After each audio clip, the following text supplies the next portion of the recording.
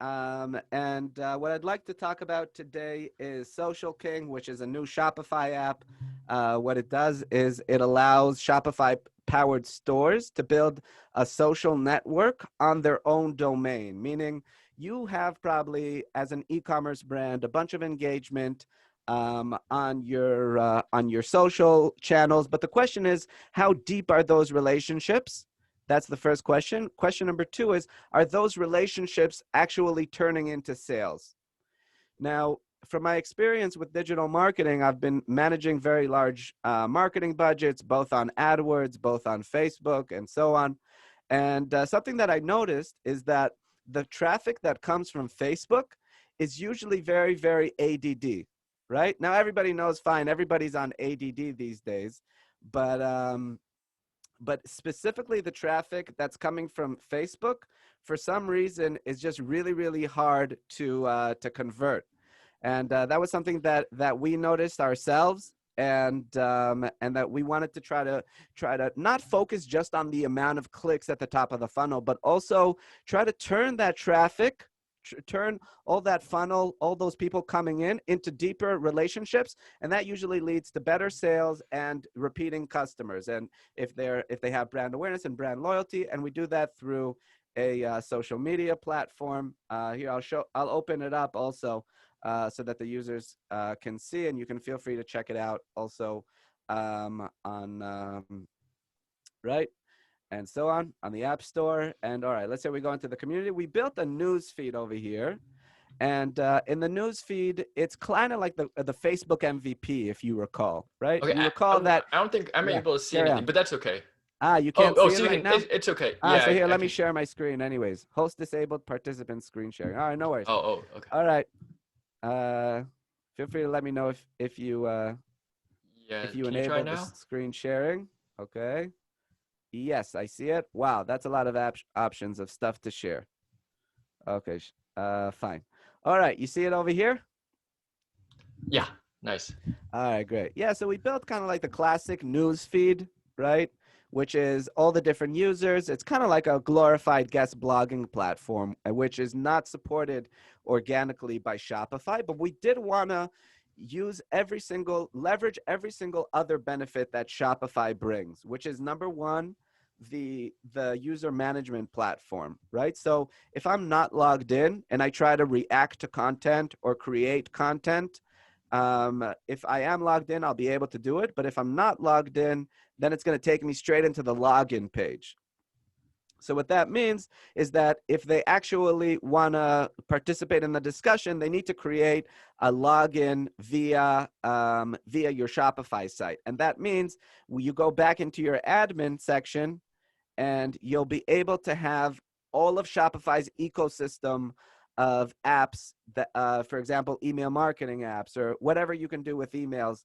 It all goes organically straight out of the box into your Shopify customer management system. All right. And in addition, it also works with all of the existing plugins. So if you've got like Privy or, a referral marketing app that's running, and it's something that's kind of like a div or an element, a widget that sits on a page, then it'll also work for you. And I'll kind of show over here in the video one or two stores that are kind of using it, also for the built-in functionality of Shopify. I think it's called ABRB. Okay. No, it's not this store. It must be another one. Maybe it's Sunnyo. Let's see. Yeah, and the nice thing about Shopify's ecosystem, by the way, is that you can start conversations with so many interesting people. Like, King Commerce also has a social, an app on the Chrome store, but the relationships that we get from Shopify, like just the fact here that I'm talking with Gen, who's an e-commerce pro, like that itself is, something to be gained by the Shopify ecosystem. Like the nice thing about the Shopify, like the guys that actually created the ecosystem, is that they made sure to make it an interactive experience between the developers and the Shopify stores as well. So there's just so many nice things about it. Okay, one sec. I don't know, for some reason I couldn't find it. Let's see, but let's see. Uh, So yeah. right now, I'm a little Okay. confused. You're saying that the Social King is like the Yeah. embedded kind of like content management system. So it replaces a Shopify blog. Is that correct? All right. So the thing is, like the downsides of a Shopify blog, for example, is that there's not a great platform for your shoppers to actually have their own voice with a Shopify powered store. Mm. For example, and that's really where we're kind of trying to fill the need, which is if a shopper wants to share their voice, if a shopper wants to talk about your product, then you should have a social network. And our platform is kind of like the social media functionality for your store and the guest blogging functionality. What that means is that your shoppers can, the moment they create an account with your Shopify powered store, they can go ahead and start creating content on your behalf, blogging about your products. So that's So that's the main functionality of it, and there's a couple of benefits to it. okay, but then the platform itself, would that be on like gorgeousgains.com domain? Yeah, pretty much. Oh, Exactly. So okay. the big question here is, let's say you put in whatever, you're a big e-commerce brand, you're putting in 50K into marketing every month on Facebook ads, right? Where are you feeding that traffic? Where would you say, again, you've worked with a lot of e-commerce stores. Where do you think they feed that traffic from a Facebook, let's say, paid post? Probably the homepage. Exactly. Probably the homepage, maybe to some blog articles and so on. And then they're hoping from the blog articles that people are going to actually go to the actual store, go to the products, and actually start purchasing. All right. Yeah.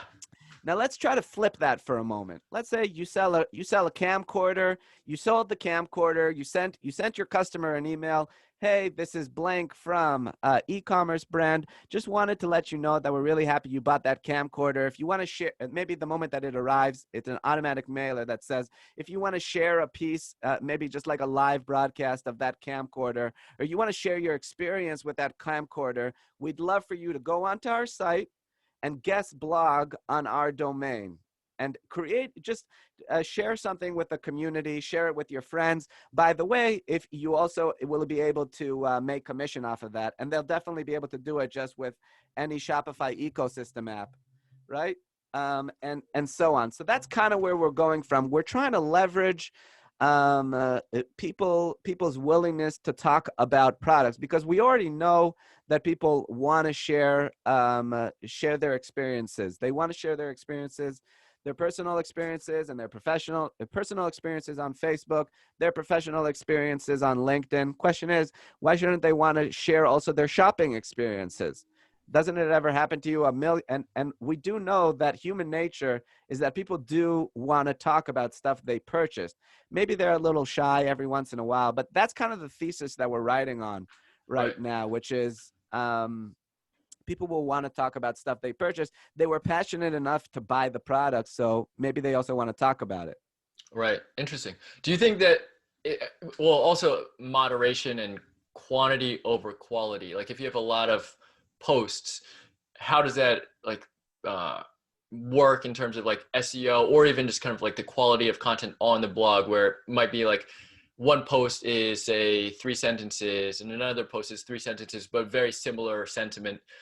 How do you guys address that? What's the question again? Repeat it. Basically like how you balance the quantity of a lot of people sharing their experience of buying a product versus the Right. quality of, like people might not leave fully robust comments. So it might be more so something for like a yacht po Uh, or smile. Um, yeah. Okay, it's a good point. You're saying, will people want to create long form content, or will they just want to leave an emoji on a post? yeah, That yeah. kind of Or, thing? or even just like the quality of their review, or even if it's a Exactly. negative review, you might want to be Yeah, careful I of hear how that. you Yeah. Yeah, exactly. So first of all, we allow moderation because we built the site working with large Shopify-powered stores, and the features were based on their requests. And they said we definitely don't want people starting to spam on our site, right? Yeah. Create a bunch of spam in our forums over here. Every single piece of content that's created needs to be moderated and approved, whether that's a comment or whether that's a post or whether that's a video or so on. And okay, it's true. The emojis are not being moderated right now. So people can leave angry emojis technically. But if people are really bothered by it, we don't mind removing the angry emojis or moderating the emoji feature as well. Yeah. But so that's kind of where we're coming from on that. I mean, the benefit of that is even if it is a small engagement, like somebody left a heart emoji or like, you know, a doctor emoji, for example, we also have email notifications and we can integrate with any other app. So like, for example, there's a Shopify store which creates a mobile app. So very easily we could give our customers a feature of mobile notifications every time that somebody reacted on your post or so on. Or right now we do have email notifications out of the box, meaning if at the moment that your post is approved, you get an email notification, thereby bringing the customer back to your store. Or if there's comments on your post as well, we send an email notification. Hey, just wanted to let you know that so-and-so has commented on your post. Head back to the network on our e-commerce domain.com to kind of talk about it.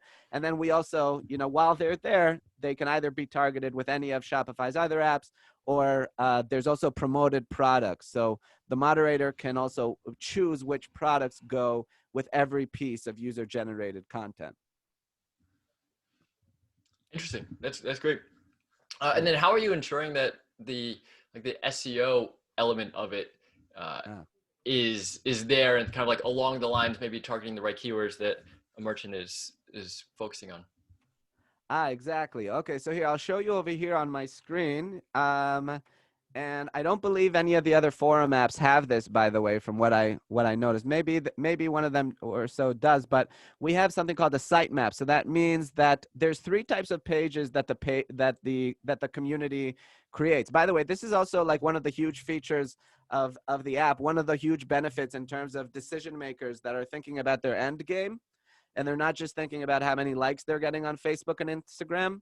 Like they want to prove to themselves that they're actually investing in their asset. They're investing in their web asset. And one of the benefits of this is that every single piece of content gets sent into the Google index, the Google crawler, whether that be tags, right? Like you can steer the conversation around specific tags. Every shop has its own categories they want to kind of get the audience talking about. That has its own page to be crawled. Every single user profile page, which is kind of like, you remember the early days of Facebook when people were so nervous about somebody writing something on their wall. Yeah. I literally uninstalled Facebook just because of that. I was Sure. nervous somebody would write on my wall and so on.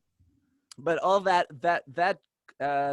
same user profile wall is also getting generated over here. So if it's if it made people anxious enough to go back to Facebook, maybe it'll also make people anxious enough. I mean, right? Hopefully it's not anxiety which is driving your sales, but Sure. you understand where I'm coming from. But people really need to think to themselves, because so much money is going into these Facebook ads and driving conversations and creating content for Facebook. Why don't people take that drive, that innate human need to talk and share experiences, and just feed that into their own content strategy, not just paying $100 per blog post by a member of the team, but having it be from one of your customers talking about your products. It creates a tremendous amount of social proof, and it also creates, if you're good at it, a lot of content for your domain for SEO purpose. Yeah. What are some of the brands that are doing this effectively and doing it well, whether it was Social King or otherwise? Yeah, exactly. It's a good question. I'll tell you the truth. I think one of the brands that did it better than anybody and is still doing it better than anybody, believe it or not, is Jungle Scout. Oh yeah. Can I tell you why? Why? Because every single video and recording that I see of Jungle Scout, number one, is crystal clear. And it also has a nice intro, a nice outro, nice sound, everything from the beginning to the end. People need to understand right now, people experience your brand on the internet, on YouTube, online, on your domain. So you need to be very, very careful in how you're actually putting yourself out there. If you're using, like bad sound quality, but Jungle Scout, I believe, took it one step further. They went above and beyond and said, from now on, every time that we communicate with the outside world, it's going to be with a fancy intro, fancy outro, and really high quality sound, and so on. So I think if you're anyways creating content for your community, why not just take those same videos and put it on your community feed for people to see, hey, here's people that are commenting on my site. And once they're already on your site, you already have them exactly where you want them, which is, and they're trusting if that content was served as opposed to it being on YouTube, if they were experiencing that content on your own domain, I do believe that, and we do believe that it adds something to it. In terms of the brands that are using it right now, we're still just getting started right now. What we were thinking is that on the one hand, we're introducing this new community building platform, but we do believe that it's a struggle to build a social network from scratch. So right now, we're kind of at the stage where we've built the product. We're talking with a couple of shops. We're helping some, we're networking, we're partnering, we're helping people get their sites off the ground and their social networks on the ground. Not a huge amount of Pillarstone clients right now, but if anybody listening to the podcast wants to kind of be the first one to kind of say, hey, we want to invest in our content, then that's also, we're also happy to partner as well. And we hope that there's going to be some brands, some people out there that are going to say it's, if it makes sense to them, we'd be happy to add value for them. Right. But we're really just at the tip of the iceberg, just getting started with social selling. I mean, the economy, like, can I give you a story from my own personal life for a moment? Yeah, of course. It was about 10 months ago. My second daughter was being born. I was at the hospital in the waiting room and everything is crashing, right? Corona happens. Oh no. Everything is crashing. I'm checking out my news feed. One of the auto recommended articles or so says Amazon just hired another 100,000 employees. So I think it was like that moment where it was like the tectonic shift. I don't know if it was my daughter being born, right? Or what happened after that, but it was a tectonic shift of the market share getting taken away from the retail stores, the physical retail stores, and moving on to e-commerce and people purchasing online.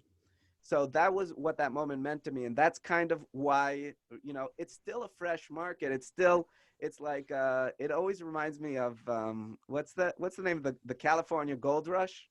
Yeah. Right? Yeah. It's like the California Gold Rush, and it's an inspiring thing. And I think Shopify, it's a platform which is so wonderful, and it's specifically wonderful because it's got this whole ecosystem of products which allow you to run micro measurable tests at a very, very low cost, right? And I think that's the great thing. And I think the fact that you yourself, I'd be happy to hear also about you and what you're up to with your Shopify app, if you want to share maybe one or two sentences about it. But I see that we're kind of aligned in that train of thought, which is there's so much value that can be gained just by giving people extra functionality in this ecosystem. I mean, am I wrong? What you tell me, buddy? Yeah, no. I mean, I totally think you're right. So we connected on LinkedIn, I think, because we're both in the early stages of launching a Shopify app. We're currently pre-launch, building a product called Pre-Hook, which is a quiz builder for Shopify stores. And the thought there is really that we're trying to build a bridge to help merchants better understand what customers are looking for. And the best way is to figure that out is to actually ask customers. So it seems rather intuitive, but up until this point, there's been a lot that's been inferred, whether it's from third-party data, what Facebook or Google might say somebody's interests or behaviors are, or maybe just first party as in like transactional, like what they purchase or when they purchase or what their geography and location is.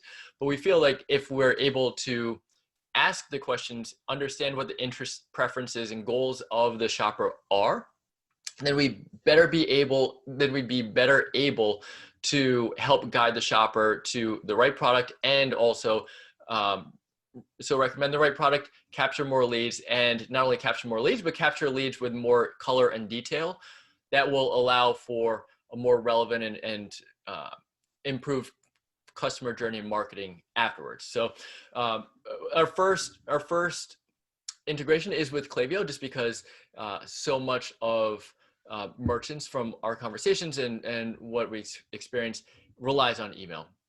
So that all of these data points will go to Klaviyo just to help create segments of customers on the back end beyond just purchase or not purchase or VIP or churn customers. Ah, really cool, really cool. So you're saying, right, because I'm looking over here at the site. We also open it up if anybody wants to watch the web version. And it says 5 steps to build an amazing quiz. And that's also something that I really appreciated. That the fact that you have the podcast also, and that, do you feel like there is some education to be done regarding how to teach people how to create the right content there?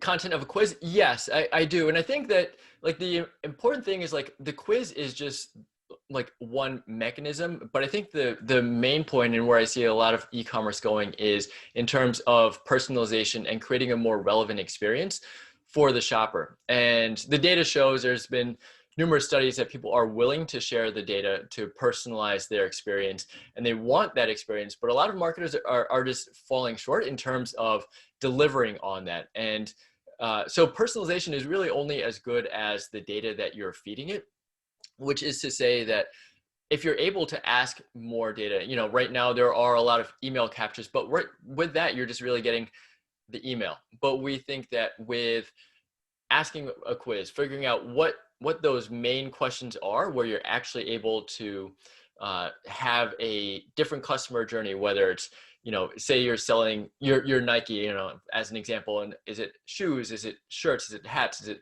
baseball, basketball, football, is it male, female, all these things. If you're able to ask up front, you're able to tailor the experience that they get going forward in a far more detailed way. Ah, I love that. I love that. I think that that's great because I'll tell you, you know, King Commerce also has a marketing agency. It really began as a marketing agency. And something that we noticed about clients is that segmentation process, which sounds like what you're trying to do, right? This is for the top of your funnel. The relationship that's been acquired with a given shopper has been to get their email. At this point, how do we actually sell to that given shopper? Okay, we believe that the best way to sell to that shopper, step number one, is to understand them. What are they interested in, right? If my shop provides 500 products, I mean, and 30 categories, which category are they interested in, right? Drill down a little bit deeper. Oh, interesting. They're specifically interested in this section and yada, yada. And then after that, you're saying you'll be able to create engaging automated campaigns via Klaviyo specifically in order to kind of continue the selling.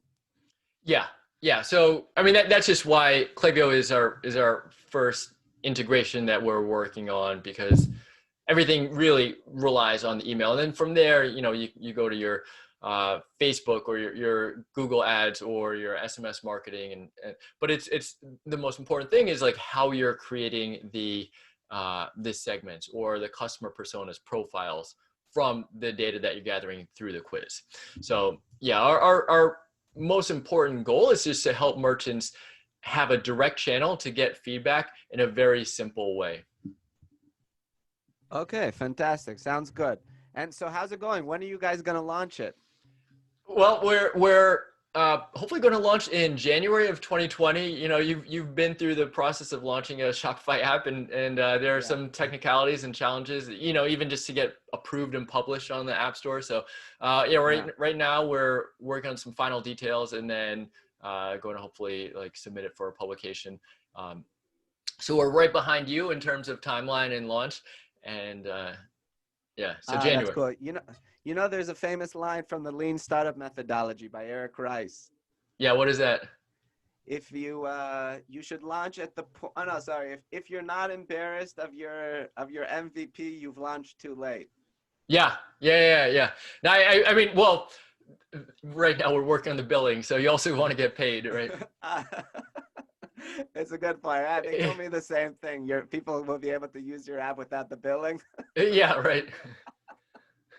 That's great. I love that about Shopify because I mean they do take a percentage on each one of those, so they really look out for the partners. But you know what? That's a good point because you don't get that level of service. Let's say if you launch on the Chrome extension web store, just to fill in the listeners on this, the moment that you launch a Shopify app, it turns out me and Gen both had the same experience where we got an email from Shopify support and they said, "Hey, just wanted to let you know that it's possible for Shopify stores to use your app without paying for it."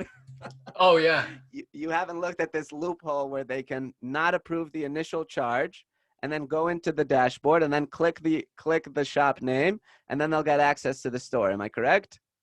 Well, we haven't gotten that far, but we're working through some of the loopholes, and I think that yeah, that's one of the things is that they can sign All up, right, so think cancel. through that. Yeah, think Yeah, through that either way. But look, you got to launch early also and be embarrassed of the MVP. I'm sure that you're pretty proud of the MVP. You know, I mean, it doesn't take away from the value, even if you're embarrassed about it. Because the thing is, like the thing with the Shopify ecosystem, especially, it's a collaborative process. You know, I just got off the phone this morning from somebody who was working in the fashion industry for many years, and now he wants to launch an e-commerce site for the first time. He's like, "Hey, everything shifted in the economy right now. You know, I want to start doing it on e-commerce and so on." And now he's at the same place where he's trying to launch his store. You know, he wants to use Shopify because at this point, you know, people want to run a very affordable test. Also, I'm not sure regarding your audience. Is it like based on your interactions with your podcast listeners? Is this like high level brands that are that are listening to the podcast, or is it also kind of like mom and pop shops that want to try their hand at e-commerce, just out of yeah, curiosity? yeah. I think small Shopify stores. Yeah, exactly. So that's a great point to be said about Shopify, by the way.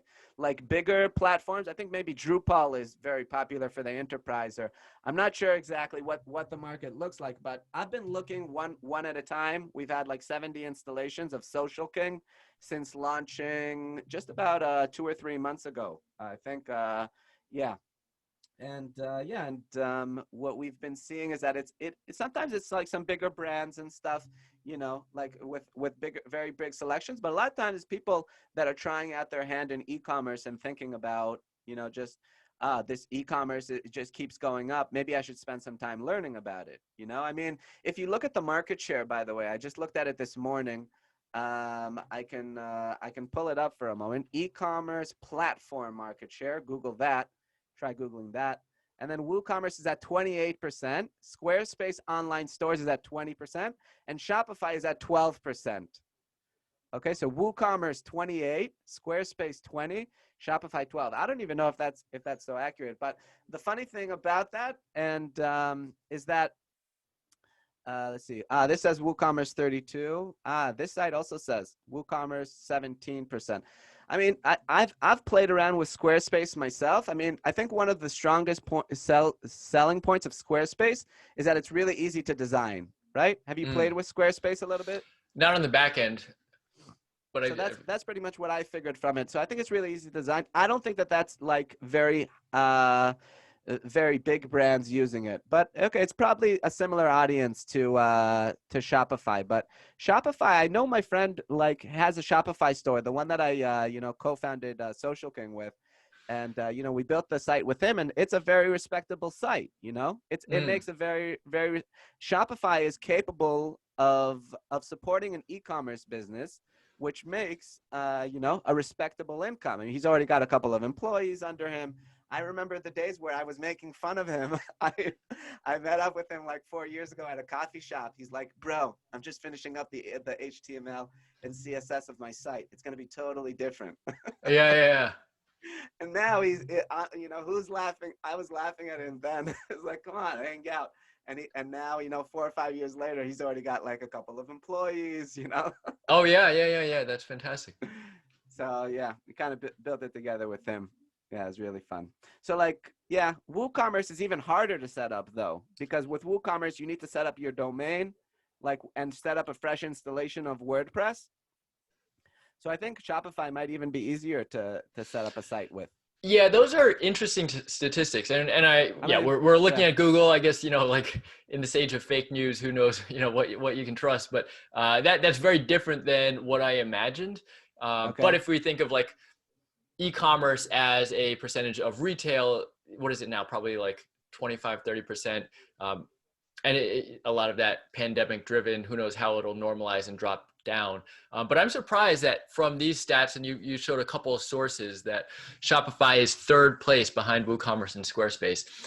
That's different than what I thought, but I think your assessment is right that Squarespace may be easier to start, but also might not scale as the stores get bigger, maybe.